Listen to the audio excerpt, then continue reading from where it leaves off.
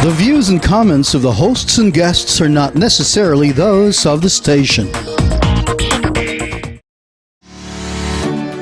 You can now listen to RJFM and DZRJ 810 AM from wherever you are. Just type in RJ 100.3 FM on TuneIn Radio, Streama, Radio Garden, and just type in RJFM for online box radio. For DZRJ 810 AM, just type in DZRJ 810 AM on TuneIn Radio, Streama, and Radio Garden. Happy listening! You are watching the multi-awarded Radio Bandido TV on Channel 224 Sky Cable and TV Plus boxes. Simulcast on DZRJ 810 AM. Informing, advising, and entertaining the Filipinos and OFWs around the world. Streaming live on www.facebook.com/DZRJ 810 AM or on YouTube, channel RJAM News. To all Teleradio Bandido viewers and listeners, you can now watch Teleradio Bandido on our new YouTube channel, RJAM News. Hit the subscribe button and like the video. Don't forget to click the bell icon so you get notified when a new video gets uploaded. Don't miss out on our dynamite lineup. Watch and listen. Kontra Birada every Tuesday from 5 p.m. to 6:30 p.m. Hosted by Attorney Mike Toledo and Attorney Karen Jimeno. This program will discuss the most important and fresh news and events and feature their guest, Attorney Salvador Sal Panelo. So catch Kontra Birada on Radio Bandido TV, Channel 224 Sky Cable, TV Plus boxes, GMA Afforda boxes, and all DTT boxes. Facebook/DZRJ 810 AM and YouTube channel RJAM News. Magandang umaga po sa inyo lahat and welcome sa ating programa Kontra Birada dito sa Radyo Bandido sa RJTV. Ako po si Atty. Mike Toledo at kasama po natin ang aking partner si Atty. Karen Jimeno. Good morning, Atty. Karen. Papasok pa si Atty. Karen? Okay, so anyway, sa ating mga nakikinig at nanonood, magandang umaga po sa inyo lahat. At magkasama ulit tayo ngayong araw ng February 10, which is a Thursday. So bukas, weekend na po tayo. No? And we always really look forward to the weekend after usually heavy weekday, so to speak. No? Kaya talagang inaabangan natin ang Biyernes. But anyway, talking about a heavy week, ano pa kaya yung ating mga kandidato? Because as we all know, nung umpisa ng campaign period, nagkaroon na sila ng iba't ibang kick-off rallies and marami na sa kanila ang umikot sa iba't ibang lugar ng ating bansa para kumampanya at makakuha ng boto sa mga posisyon na tinatakbuhan nila. I'm sure a lot of our listeners and viewers were able to see on various TV channels as well as on social media the different kick-off rallies made or conducted by the presidential candidates in different parts of the Philippines. And makikita po natin doon na talagang, kagaya na sinabi natin kahapon sa ating pag-uusap with Atty. Karen, you can really tell no, na talagang piniperahan nila yan. These are all prepared. You get the best. I'm sure they had their floor directors, their directors, their writers to make sure na may impact talaga ang kanilang kick-off rally at ang mga sinasabi ay talagang substantial at in line with the whatever is the platform of the presidential contender. So sana napanood nyo rin yun. No? Hindi na ako magko-comment kung ano ang nakikita kong iba't ibang style ng paggagawa ng kanilang kick-off rally. But bottom line is, ang hinahabol lang naman talaga dyan is to make sure that una-una, it's really a way of galvanizing support and encouraging all your supporters na talagang laban na, tuloy-tuloy na. And hopefully, makakakuha tayo ng mga depende, o gusto mo makuha din ng mga suporta ng iba, yung mga undecided. Pero pag susundan natin ngayon, may natanggap akong message kanina no, sa text at nagkaroon ng latest results ng survey ng SWS. Siguraduhin natin ito, no? Tignan natin ulit itong napadala sa akin na galing sa SWS. Ang sinabi dito, ang voter preferences for President and Vice President in the May 2022 national elections. No? Social Weather Stations, SWS Pre-Election Survey. Ito po ay ang survey na kinonduct from the period January 28 to 31, 2022 of course. And ang respondents dito are 1,200 respondents with a plus and minus margin, error margin of -3. May ganun talaga yan. In all the surveys, may plus and minus margin of error. Now, according to the survey results na natanggap ko, leading for president is Marcos at 50. So, makita mo yan, 50%. And we have on second place, Vice President Toledo, 19. Mayor Isko Moreno at 11. Senator Pacquiao at 11. And Senator Ping Lacson at 6. For Vice President, Mayor Sara Duterte, 44%. Senate President Soto at 33%. Senator Kiko Pangilinan at 10. Dr. Ong at 7. And former Mayor Dito Atienza at 2. So ito po ngayon, ang latest na lumabas sa SWS. I think siguro soon lalabas din yung Pulse Asia. And may nakita rin akong survey na linabas ng Manila Bulletin and certain tangent group. More or less reflecting the same results na nakita natin today.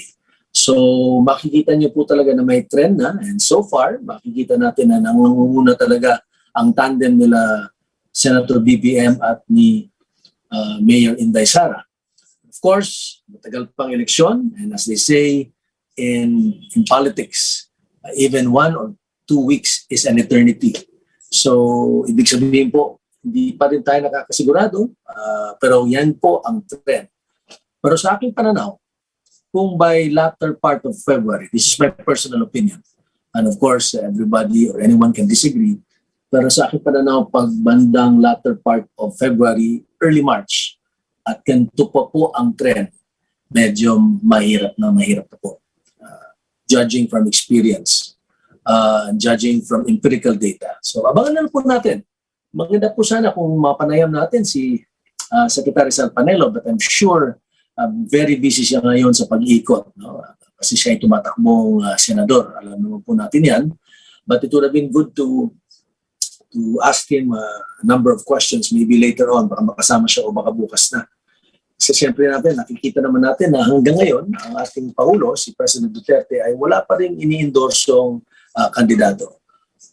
So far, he has only openly endorsed the candidacy of his daughter, Mayor Sara Duterte, who is running for Vice President under the BBM Sara Duterte tandem. Pero as far as the position of presidency is concerned, wala pa pong sinusuportahan or at least in-endorso, no? Being endorsed by President Duterte. So siguro, this will, baka marami pa pinag-usapan, abangan na lang po natin kung meron ba siyang i-endorse or baka hindi pa, no? Wala na. As far as the administration party is concerned, alam naman po natin na wala pa rin standard bearer so far. In all probability, baka wala na siguro. So I guess this will be the first time that the administration party in power has not fielded a candidate. And at the end of the day, siguro maganda pag-uusap yan. Magandang subject of discussion yan among academics, political analysts, political pundits, to analyze and perhaps just to study for posterity and for historical context. So, paano nangyari yun? How come an administration party who is in power was unable to field a candidate for the May 22 elections? That would be something interesting to discuss. Siguro mas maganda i-discuss na lang yan pagkatapos na. We'll invite some political analysts and political scientists to give light. But suffice to say, yun nga, no? Tuloy-tuloy na. Nag-umpisa na po ang kampanya, busy na po lahat, nag-ikot na, nagkaroon na ng kick-off rally. So, rules with respect to the elections already apply.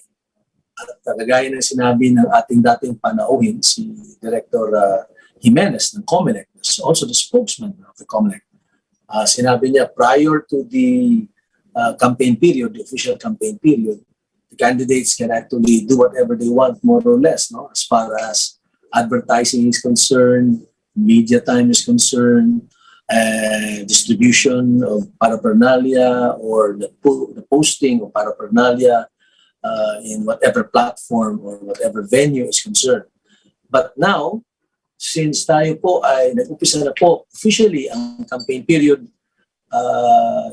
Director Jimenez was reminding all the candidates na tumatakbo na you are now bound by the strict rules of the COMELEC as enshrined in the Election Fair Act, as well as the implementing rules and regulations of the COMELEC, which are usually embodied, nakasaad dyan, nakalaad sa mga rules and regulations nila. Kaya kailangan daw sundan to. At yung size ng yung poster, saan ilalagay, and all that, no? Kaya pag hindi, kayo po ay mapipenalize. At I think they will publish violations. And for a candidate, siyempre, hindi naman po maganda kung tumatakbo ka bilang kandidato, whatever is the position, from vice mayor all the way up to the president. No? If let's say you're running for public office, siyempre you're supposed to obey the law. Siyempre, di ba? Kung habang tumatakbo ka pa lang, lumalabag ka na sa batas, hindi magandang mensahe sa iyong mga supporters or sa mga botante. Kaya, rini-remind talaga ng COMELEC kasi they will not, they're very strict when it comes to this. Nakita ko po yan. They're quite strict and they will definitely inform you and it will be definitely be published. So, kung medyo mayroon kang infraction, at ito pa'y napakita na talagang deliberate o sinadya, hindi ka lang mapipenalize. Hindi mo pa alam ano pa mga penalties ang nakalagay dun sa batas, no? Which may also include disqualification, if I'm not mistaken. Pero hindi lang yan but yung perception nga, yun ba kaya tumatakbo ka pa lang, hindi ka pa nananalo, you're already violating the law. So, reminder sa ating mga kandidato, and I'm sure you have your lawyers and campaign managers advising you on what to do. Nag-umpisa na po at talagang kailangan sundan natin ang mga nakalagay na rules and regulations ng ating COMELEC. At ang maganda pang isa pang balita na siguro bigyan din natin ng pansin at importansya is the fact that yung survey rating ni President Duterte, ni Pangulong Duterte, despite the fact na patapos na po ang kanyang term bilang Pangulo, ay nasa very satisfactory pa. So this is really what we call a phenomenon. Hindi naman sa I'm just trying to be very objective here, no? Talagang phenomenal. Bakit phenomenal? Talagang nakakaiba. Kasi since nag-umpisa itong pag-survey when it comes to the satisfaction rating of a president or a sitting president, makikita mo yung trend even from the time of President Cory up to the time of President Pinoy. No matter how popular they are from the beginning or at the start, usually habang tumatagal sila at habang malapit na silang umalis because of the term limits na nakalaad sa Constitution, even if they're doing the right things or whatever, yung popularity talaga nila bumababa. Siguro ano lang talaga ng taong bayan, yung reaction lang, no? Kasi parang, matagal ka na dyan, no? So siguro for some reason, your popularity goes down. And it happened to President Cory, to President Ramos, to President Joseph Estrada, who was elected, no? Popularly elected, close to 40% of the votes. Hindi pa rin majority, pero popularly elected kasi yun nga, marami kasing kandidato. So it's really difficult to get that majority. Except now nga, na medyo ito kay BBM, no? 49, 50, 53, 54%. Another ibang usapan na naman yun, but that's also phenomenal, so to speak. But mabalik lang tayo dun kay President Duterte. So, despite the fact na ilang buwan na lang po at siya po ibababa bilang Pangulo, ang kanyang rating pa po ay very satisfactory. Mataas po yun. At mataas po yun lalo na for a president about to leave. So yan na naman ang tanong, bakit? No? Talagang these are the things that, what is the president doing right na ang kanyang mga what you call this, the people of the country still gives him high marks regarding his performance in office. At alam naman natin, marami rin tayong batikos na ririnig laban sa kanya, laban sa administrasyon. Pero despite that, makikita mo naman talaga na as far as the people are concerned, they are happy with his performance. Kaya, importante para sa mga ating presidential candidates na makuha nila ang endorso at suporta ni Pangulong Duterte. Dahil very popular pa rin siya sa taong bayan.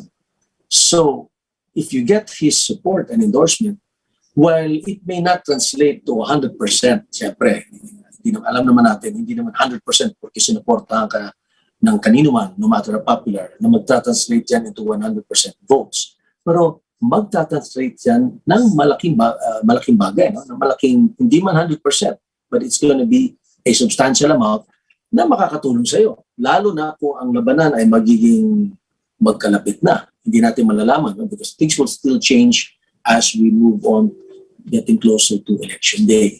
So, sana maganda rin pag-usapan.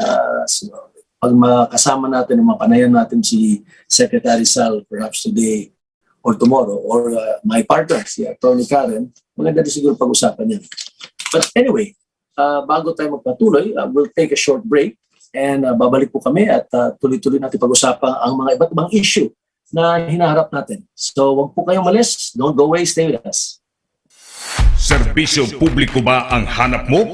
Programang tutulong at aalalay sa iyo. Tuwing linggo, Carmen Ignacio, Mark Anthony Ignacio, Miss Teresita Amansek, Malasaki Kapwa. 2 oras ng aksyon, ng tulong, ng puso. Malasaki Kapwa. 1:00 hanggang 3:00 ng hapon. Malasaki Kapwa. Mapapanood at mapakikinggan sa DZRJ 8:10 AM sa Radyo Bandido TV, TV Plus Boxes, Sky Cable Channel 224, Digital Free-to-Air Channel 29, Facebook.com/DZRJ 8:10 AM at sa YouTube channel RJAM News. Malasakit Kapwa. Aksyon, tulong, puso. Malasakit Kapwa. Watch and listen. Kontra Birada every Tuesday from 5 p.m. to 6:30 p.m. Hosted by Atty. Mike Toledo and Atty. Karen Jimeno. This program will discuss the most important and fresh news and events and feature their guest, Atty. Salvador Sal Panelo. So catch Kontra Birada on Radio Bandido TV, Channel 224 Sky Cable, TV Plus Boxes, GMA Afforda Boxes, and all DTT boxes. Facebook/DZRJ 810 AM and YouTube channel RJAM News. Oh, welcome back. You're watching Kontra Birada dito po sa Radyo Bandido and RJTV. Ako po si Atty. Mike Toledo at hopefully later on makakasama natin si Atty. Karen Jimeno to join us as we discuss several issues that we are tackling or facing as we go closer to the elections. But maybe para maibala ng konti, no? Let's also talk about the good news na lumabas ngayon sa mga dyaryo. At ito nga, no, yung bansa ay open na for foreign tourists. And that is a very good news. Kasi ngayon, pwede na pong pumasok ang mga turista, whether it be for purposes of tourism or business. Pwede na po silang pumasok sa Pilipinas. Subject, of course, to certain IATF rules na very reasonable naman. Siguro and I'm sure the requirement dyan, you're vaccinated, baka may RT-PCR test lang na negative ka. And but ang pagkaalam ko, halos no more depende siguro kung saan bansa galing, but basically no more time spending in facilities that would require quarantine. No? So ang nakita natin dito, ang sinasabi nga nila na sabi ng resolution, mga foreign nationals may enter the country for business or tourism purposes provided mag-present sila ng following. Kaya na sinabi ko, isang negative RT-PCR test 48 hours before the date and time of departure from the country of origin, kung saan ka umalis. No? Tapos may valid ticket for your return, pag foreign tourist, to the port of origin, kung saan ka nanggagaling, not later than 30 days from the arrival date in the Philippines. Tapos syempre yung passport mo should be valid for at least 6 months, which usually is what is required, whether or not there was a pandemic, di ba? Ito lang pa karagdagan yata, no, na yung travel insurance hinihingi ng ating gobyerno na kung sino man ang turista or businessman for that matter na papasok dito sa Pilipinas, kailangan meron siyang covered siya ng insurance. Minimum coverage is $35,000 or about 1.75 million for the duration of your stay in the Philippines. So habang nasa Pilipinas ka, dapat covered ka ng insurance ito. Of course, alam niyo naman pag insurance, hindi mo naman babayaran yung amount na yun. You'll pay a premium. Pero I guess ang purpose niyan, ang rason kaya meron yan, para sigurado na hindi ka naman pag nagkasakit ka, God forbid, ikaw nagkasakit, meron talaga magbabayad na hospitalization mo. Hindi ka magiging cargo ng gobyerno or cargo ng ospital, di ba? Which is, of course, ayaw naman natin yon. So these are, and of course, yung acceptable proof of vaccination. And no facility-based quarantine required. So no facility-based. Hindi ka na kailangan magstay sa yung hotel, hindi ka lalabas or sa isang government facility or isang private facility for those arriving from abroad. So these are all good news for everyone, not only for the tourists, but especially also for the hotels, the business establishments, the tourism sector, the restaurants, the malls, the stores. Kasi hopefully, pag nag-open up talaga to, and then mobility would increase exponentially, dadagsa na ang mga turista. Ang balita ko sa Thailand, ganun na po din po ang ginawa nila sa Thailand.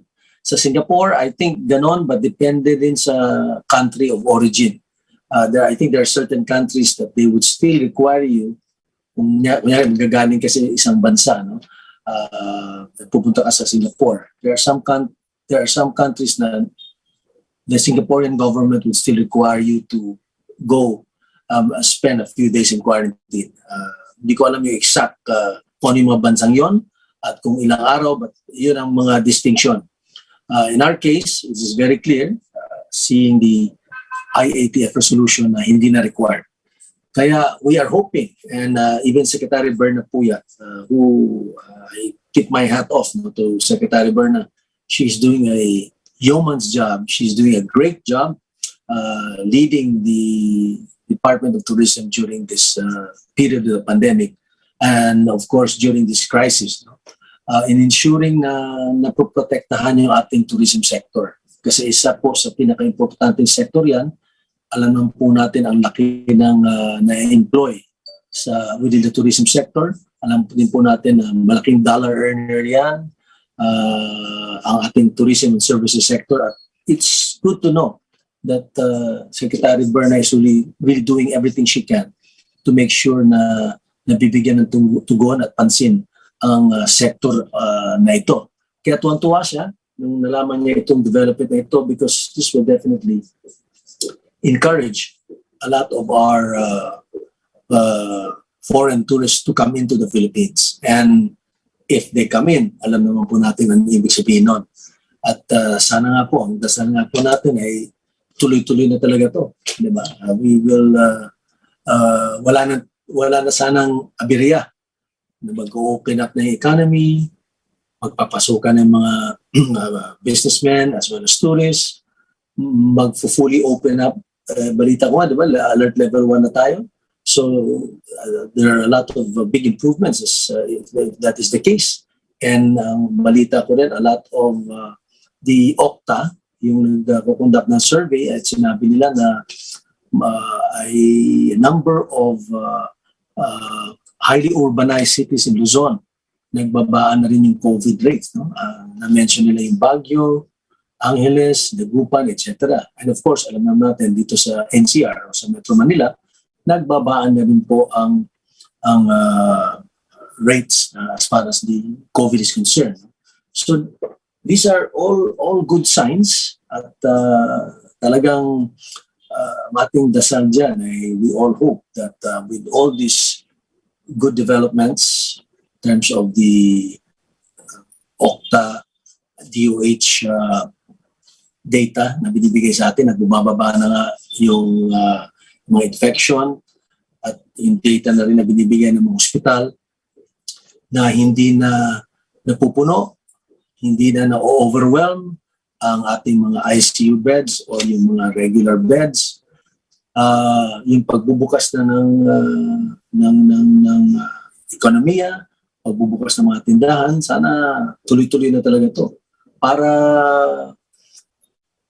lahat tayo ay umunlad na at hindi na tayo talagang mapipigil pa because of this pandemic. Alam naman po natin kung gaano kasakit to a lot of people ang epekto ng pandemic na ito. Alam naman natin na maraming mga establishments na nasira, marami pong nawalan ng trabaho, or kung may trabaho man, underemployed.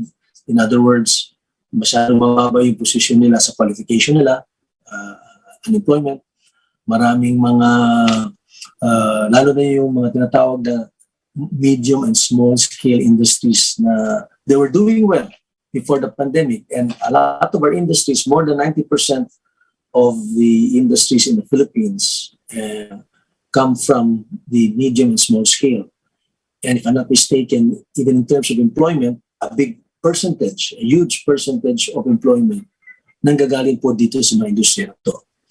Buti na lang po at nabigyan din po ng ayuda, tulong sa mga batas na pinasa ng ating gobyerno, kagaya yung Create Law, yung Bayanihan 1 at Bayanihan 2 at kahit paano nagkaroon ng tulong at ayuda.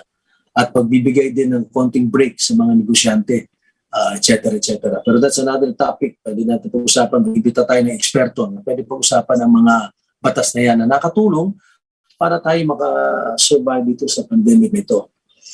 Kaya I'm sure excited na rin tayong lahat, no, na tayo mismo na makapunta sa iba't ibang, hopefully, siyempre unahin natin muna dito sa Pilipinas.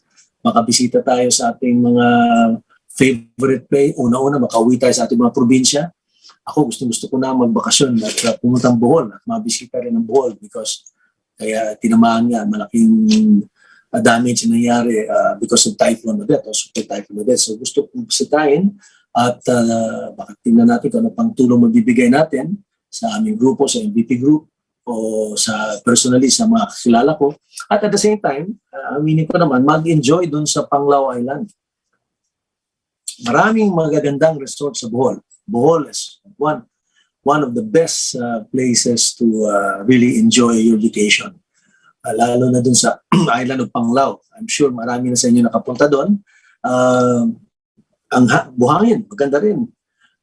Halos kasing ganda rin ng Boracay, if I may say. Hindi lang siguro kasing haba, but maganda. And then the waters are clear. One of the best diving spots. Nung nagda-dive pa po ako, pumupunta ako dyan sa Balikasag Island at makikita mo yung wall. No? Maganda talaga yung tinatawag na wall, na mga corals. And marine life is very rich. Marami kang makikita. Kung sea turtles na, pating, sharks ang hanapin mo, marami kang makakita doon. But that was the time na nagda-dive pa ako. Kaya I decided na medyo nakakapagod na rin minsan. Kinakarga yung tangke. Kaya after a few years of doing that, sabi ko, siguro naman, pag nakakita ka na ng mga pating isda a couple of times, halos pareho rin nila makikita mo, hindi na siguro magbabago unless may bagong species, no? At isa pang magandang dive spot, of course, is Tubataha. Ayun talaga, ibang klase yun. Wala pa lang ilang feet. Pagbaba mo, marami ka na makikita. Pero yun na nga, lahat tayo, hot na tayo. I'm sure ganadong-ganado na tayo na bisitahin ang mga ibang tourist spots na yan. At the good news is, ito na nga po, open na tayo. Kaya siguro, suportahan na rin po natin ang ating mga different tourism areas. Bago siguro tayo pumunta sa ibang bansa, unahin po natin at bisitahin natin ang ating sariling mga beautiful tourist spots. Kasi unang-una, aside from the fact na talagang magaganda sila, ay nakakatulong pa kayo sa local economy ng mga lugar na yun. Anyway, ito na at magla-lunch time na. So unang-una, ako'y nagpapasalamat at sinamahan niyo kami today, ngayong umaga dito sa ating programa Kontra Birada. And magkita-kita po ulit tayo muli bukas, same time, from 11:30 to 12. So on behalf of my partner, Atty. Karen, and to the men and women of the program Kontra Birada, ako po si Atty. Mike Toledo, nagpapasalamat sa inyo at kita-kita tayo ulit bukas. Have a good day today. Enjoy your lunch and always stay safe and take care. Thank you very much.